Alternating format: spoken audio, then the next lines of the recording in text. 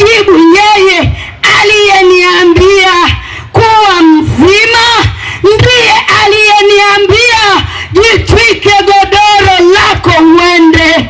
Basi wakamuuliza, yule aliyekuambia jitwike godoro ni nani? Mstari wa 13, lakini yule mtu aliyeponywa hakumjua ni nani, maana Yesu alikuwa amejitenga kwa sababu palikuwa na watu wengi mahali pale. Mstari wa mwisho wa 14, baada ya hayo Yesu akamkuta ndani ya hekalu, akamwambia, angalia, umekuwa mzima, usitende dhambi tena, lisije likakupata jambo lililo baya zaidi. Haleluya, haleluya, haleluya, haleluya, haleluya, haleluya.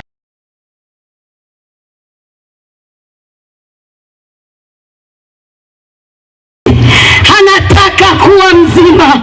Vivyo hivyo na wewe uliyeko kule nyumbani, unasema nataka kuwa mzima. Najua kwamba sio mgonjwa, najua kwamba una tatizo, ni kweli, lakini jioni ya leo ninakuletea ujumbe unaosema wataka kuwa mzima, maana yupo mtoa uzima kwenye viwanja hivi. Yuko Yesu Kristo ambaye ameleta uzima. Wewe unatembea ukijua kwamba ni mzima, nikwambie dhambi imekuletea ugonjwa. Dhambi ni ugonjwa mbaya, maana dhambi imekufarakanisha na Mungu. Dhambi imechukua utukufu wa Mungu kwako. Dhambi imekufarakanisha na mbingu. Hivyo dhambi ni ugonjwa mkubwa kuliko hata ukoma, kuliko hata ukimwi, kuliko hata malaria sugu. Maadamu wewe ni mtumwa wa dhambi, jioni ya leo nasema wewe ni mgonjwa, unamhitaji Yesu Kristo, mpatanishi wa Mungu na wanadamu, yeye ambaye alikubali kuja duniani kwa ajili yako wewe, mtu wa mazuu, kwamba Yesu Kristo aliacha mbingu, akaacha enzi na mamlaka, akashuka duniani ili akuponye hiyo dhambi, ili akupatanishe na Mungu, ili akufanye kiumbe kipya.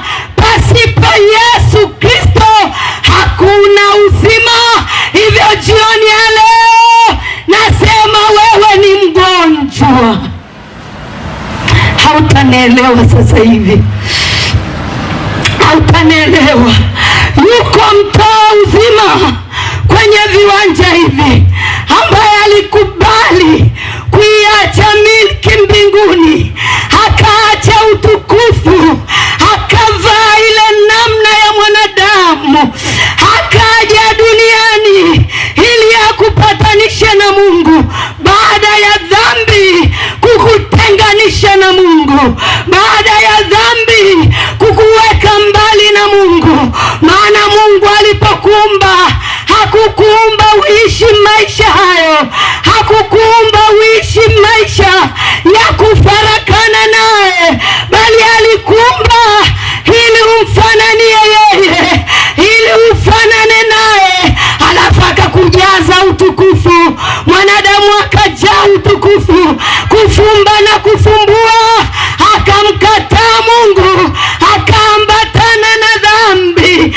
Na jioni ya leo tutaona kwamba dhambi imekujaje duniani na umeambatanaje na hiyo dhambi, mpaka mhubiri na kuambia wewe ni mgonjwa. Una ugonjwa, ugonjwa ambao ni dhambi. Una ugonjwa ambao umekutesa muda mwingi, na kuambia jioni ya leo, pasipo kumpata mwanaume Yesu, bado ugonjwa utakutafuna, bado ugonjwa huo utakutafuna, ugonjwa huo wa uzinzi utakutafuna, ugonjwa huo wa nyumba kadogo utakutafuna. kutafuna. Ugonjwa huo wa dhambi ya uzinzi, ugonjwa huo wa dhambi ya ulevi, ugonjwa huo wa dhambi ya ukaba bado unakutafuna. Mwanadamu, nimekuletea habari za Yesu Kristo, mbeba mizigo ya wanadamu, yeye ambaye amejitoa kwa ajili yako. Nikwambie jioni ya leo kwamba hakuna mwanadamu aliyeweza kujitoa kwa ajili ya ndugu yake. We mwenyewe ni shahidi Bwana kwamba hakuna mwanadamu. Tunafika pale kaburini tunalia, oh, mama yangu alikuwa mzuri, oh, baba yangu alikuwa mzuri, oh, mume wangu alikuwa mzuri. Wakuambie tumbukia hapo, wakuambie basi wewe ulimpenda sana baba, ulimpenda sana mume wako, hebu shuka na wewe pale uende tukufukie wawili. Si unampenda? Kwamba basi umelia sana, sasa na wewe shuka tukufukie naye ili muondoke wote. Na kuambia hakuna anayekubali. Aliyekubali ni mwanaume Yesu tu. Akasema nashuka mimi, naenda mimi kuteswa, naenda mimi kumkomboa mwanadamu wa mazuru. Yesu Kristo ndiye aliyekubali, akashuka hata mauti ya msalaba, akashuka mpaka kuzimu, akamnyang'anya shetani funguo, akamwambia hujawahi kumuumba mtu wa mazuu, hujawahi kumuumba mwanamke wa mazuu, hujawahi kumuumba mwanaume wa mazuu. Yuko Mungu anayempenda, ambaye amevaa sura yake, ameumbwa kwa sura yake, amempulizia pumzi yake. Yesu Kristo akashuka ili ampatanishe mwanadamu huyo na Mungu. Yesu Kristo ameshuka akamnyang'anya shetani funguo. Nikwambia hakuna uwezo kuzimu. Uwezo anao mwanaume Yesu, uwezo anao mwanaume Yesu Bwana, ambaye anajua hata unachowaza, ambaye alikubali akaikabili mauti ya msalaba ili ampate mwanadamu mmoja. Na jioni ya leo ukiamua kumjia, anabeba huo ugonjwa, anabeba hayo mateso, anabeba hiyo huzuni. Huyu mwanaume Yesu, sifa ninayomjua kwayo, yeye habagui, yeye hachagui, yeye ni Mungu. Ramasakairabosaka, yeye ni Mungu, hafananishi na chochote, hafananishi na mganga wako, hafananishi na baba yako, hafananishi na mkuu wa kijiji. Yeye ni Mungu, tena ni Mungu wa wote wenye mwili. Anaweza yote mwanaume Yesu, anajua yote mwanaume Yesu. Hata wewe anakujua jioni ya leo. Haleluya, haleluya, haleluya, haleluya, haleluya. Ndipo mwanaume Yesu akawa anatembea, amejitenga mahali, anatembea, lakini Biblia yangu inaniambia alikwisha kujua kuna mtu ameteseka miaka 34, amekaa chini, anahangaika, ameteseka, anahangaika. Kumbuka nilikuambia Yesu ana sifa ya kushindwa. Yesu anaweza yote, Yesu anajua yote, Yesu yupo kila mahali, maana yeye alitolewa kwa ajili ya wanadamu wote. Yeye ni kama mpatanishi wa mwanadamu na Mungu. Mwanadamu aliyepoteza utukufu, Yesu Kristo anakuja anampatanisha na Mungu wake, anaanza kuishi maisha ya amani, anaanza kuishi maisha ya furaha, anaanza kuishi maisha ya uzima. Ndio iliyotokea kwenye lile birika la Bethsaida. Yuko mtu alikaa pale miaka 34, haelewi afanye nini. Biblia yangu inaniambia mtu huyu aliteseka vya kutosha, mtu huyu aliteseka vya kutosha, halafu alikuwa hana mtu. Hebu sema, alikuwa hana mtu, hana mtu, hana mtu wa kumsaidia. Mateso aliyokuwa nayo, akitamani kusogea, anakuta mwingine ameshuka, halafu amekuwa mzima, ameondoka. Yesu akamuona Bwana. Yesu akikuona hakuachi vile ulivyo. Watu wa mazuru Yesu amewaona, Yesu amewaona. Ndio maana tugopa, tumekuletea uzima upatikanao kwa Yesu Kristo, ambaye ni mpendwa, anawapenda watu wa mazuru. Huyu Yesu Kristo anakuona hapa ulipo kijana, anakuona hapa ulipo mama yangu, anakuona hapa ulipo. Yeye ni mtoa uzima. Huyu mtu, Biblia yangu inaniambia, aliteseka muda wa kutosha, alikaa pale muda wa kutosha akisubiri yamkini atakuja mtu ambebe. Hakuna mtu mwenye msaada. Msaada alionao ni Yesu tu. Yesu Kristo ndiye pekee mwenye msaada kwa wanadamu, ndiye anayeweza kubeba hayo mateso unayobeba, ndiye anayeweza kubeba hiyo huzuni. Ni Yesu Kristo tu, ni Yesu Kristo tu, ni Yesu Kristo tu. Haleluya, haleluya, haleluya, haleluya, haleluya. Anayeweza kubeba mateso hayo ni Yesu Kristo. Nikwambie jioni ya leo, nikwambie jioni ya leo, Biblia yangu inasema Yesu Kristo ni njia na uzima. Ndiye njia pekee inayoweza kutupeleka kwa Baba. Hizo njia nyingine zote ni za uongo. Wachawi watakula mbuzi zako tu, lakini hawana msaada juu yako. Wachawi watakula tu kuku zako. Nashangaa kwa mganga, wasemi leta tembere, wanakuambia leta kuku, leta jogoo, leta sijui mbuzi. Nikuambie Yesu Kristo hahitaji chochote kwako.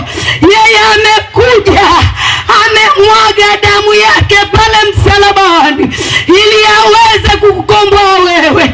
Ile damu ya vimbuzi vya waganga haikuti damu ya Yesu Kristo. Iko damu itakasayo ambayo ni damu ya Yesu Kristo. Kila anayemwenda hiyo damu ya Yesu Kristo ingali ikinena mema, hata jioni ya leo bado damu hiyo inanena mema mazuri. Maana tunaye mpatanishi, tunaye mpatanishi kati ya mwanadamu na Mungu wake. Haleluya, haleluya, haleluya. Tunaye mpatanishi ambaye ni Yesu Kristo. Basi huyu baba tuliyemsoma habari zake, alijua ndio amekwisha, alijua kwamba hakuna msaada tena. Maana kila akijaribu mwingine anatumbukia, anatoka mzima. Kila akijaribu kusogea mwingine anatumbukia, anakuwa mzima. Yesu angali mbali akamuona Bwana, kama alivyokuona mkazi wa mazuu, kama Yesu alivyokuona mtu wa mazuu. Yesu akamuona, akamuona huyu mtu, akamuona huyu mtu, akauliza swali, wataka kuwa mzima? Yesu anakuuliza jioni ya leo, wataka kuwa mzima mama yangu? Wataka kuwa mzima ewe dada, wataka kuwa mzima ewe kaka, hilo swali ni kwako. Hilo swali ni kwako, mkazi wa Mazuu. Unataka kuwa mzima? Nikwambie, Yesu amekuona. Ndio maana tuko mahali hapa. Yesu amewaona wakazi wa Mazuu. Huyu mtu alijua ndio kwisha habari yake, na hata wale waliomtangulia walijua huyu ana mtu amekwisha habari yake. Akaulizwa swali na Yesu, je, unataka kuwa mzima? Badala aseme ndio nataka kuwa mzima, huyu mtu akakumbuka historia yake kwamba mimi kila nikitaka kwenda mimi nakuta ameshatumbukizwa mtu. Kuna watu wenye watu wao wanaokaa karibu na birika, kwa hiyo maji yanapotibuka ananyanyuliwa mtu anapita mbele yangu. Yesu, habari yangu, historia yangu ni hii. Mimi sina mtu wa kunisaidia. Yesu, ninayo historia. Nikitaka kwenda ananyanyuka mtu ananipita. Yesu, ninayo historia. Nina historia hiyo kwamba mimi siwezi. Ngoja nikuambie jioni ya leo, hata kama una historia ya ukimwi, ukimwi sio kitu kwa Yesu.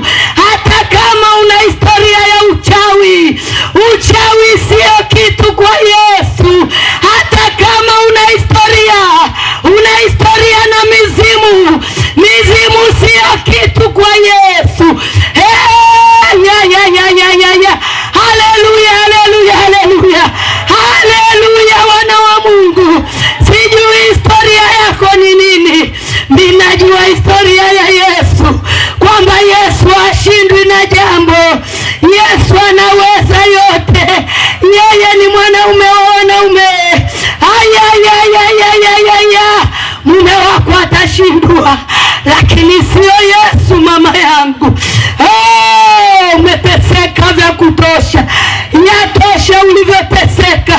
Huo mzigo ulete kwa Yesu Kristo, atakubebea bure.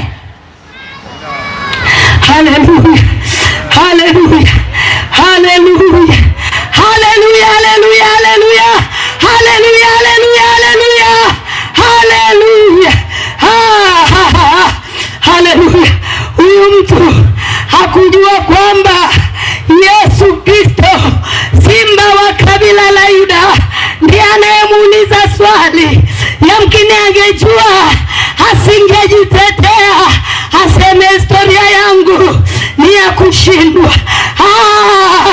Hakujua kwamba ni Yesu Kristo ndiye anayemuuliza mbeba mizigo ya wanadamu, aliyesema njooni kwangu ninyi nyote msumbukao na wenye kulemewa mizigo. Ndiye huyo Yesu Kristo aliyemuuliza, wataka kuwa mzima?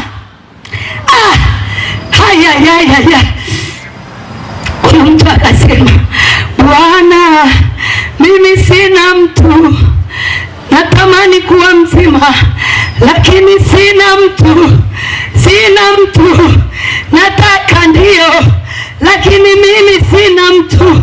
Yamkini moyoni mwake alikuwa anasema, ni kweli nataka kuwa mzima, lakini nitakuwa kuwaje mzima wakati sina mtu wa kunitumbukiza kwenye birika ili ugonjwa wangu ubaki huko?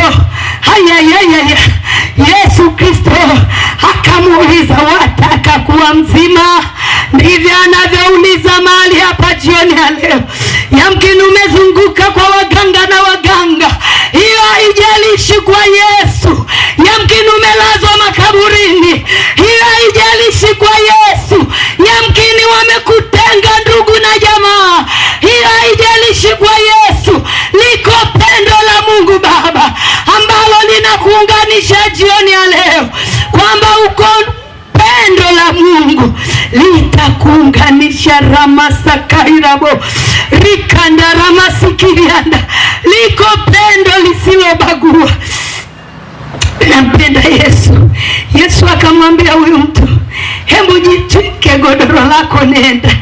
Yule mtu akiwa anashangaa kwamba huyu anioni, nimelala kwenye hili godoro miaka mingapi, leo ananiambia nibebe godoro niende.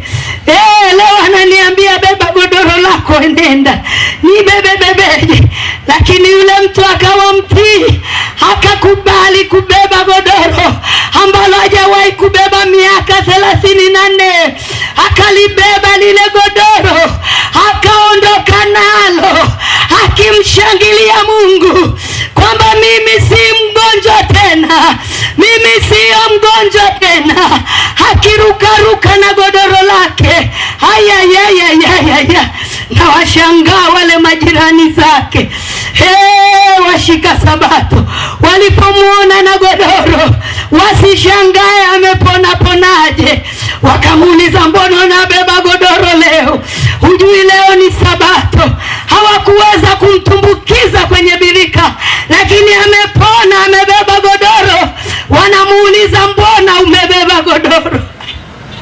Wanadamu hao ni wanadamu tu, ndugu yangu.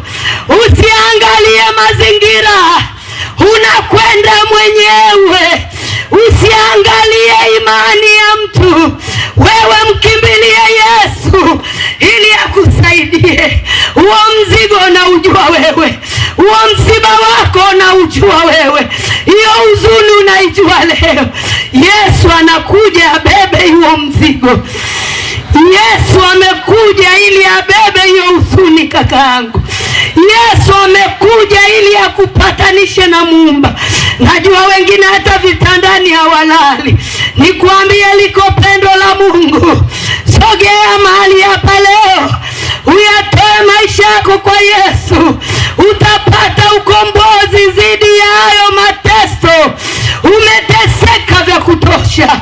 Hebu leo jaribu kumjia Yesu, maana anasema njooni kwangu ninyi nyote msumbukao na wenye kulemewa na mizigo. Najua dhambi imekutesa vya kutosha, hata imefikia wamekubadilisha jina. Wamekubadilisha jina.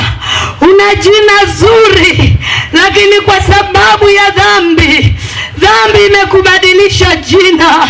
Leo unaitwa kahaba, leo unaitwa mlevi, leo unaitwa mwizi, leo unaitwa majina mabaya. Wewe uliumbwa kwa sura na mfano wa Mungu.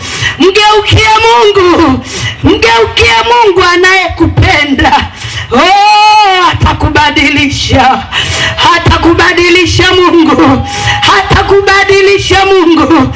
Hakuna awezaye kukubadilisha zaidi ya Mungu, maana ndiye aliyemtuma mwanaye wa pekee ili aweze kukukomboa wewe. Ukombozi uko kwa Yesu Kristo tu. Hakuna njia nyingine waweza kupata ukombozi. Hakuna njia nyingine waweza kupata amani. Amani ya kweli utaipata kwa Yesu. Furaha ya kweli iko kwa mwanaume Yesu, yeye aliye kipatanishi chako na Muumba. Kwa nini uendelee kuteseka? Kwa nini uendelee kuteseka? Tumekuja mazuu kwa ajili yako. Tupo mahali hapa kwa ajili yako. Kwa nini uendelee kuteseka mwanadamu? Kwa nini uendelee kuteseka? Kwa nini uendelee kubeba huo mzigo peke yako, wakati yuko Yesu haweza kubeba huo mzigo? Yuko Yesu haweza kubeba hayo mateso. Na jioni hii yuko mahali hapa. Hebu simama kwa miguu yako pale ulipo. Simama kwa miguu yako.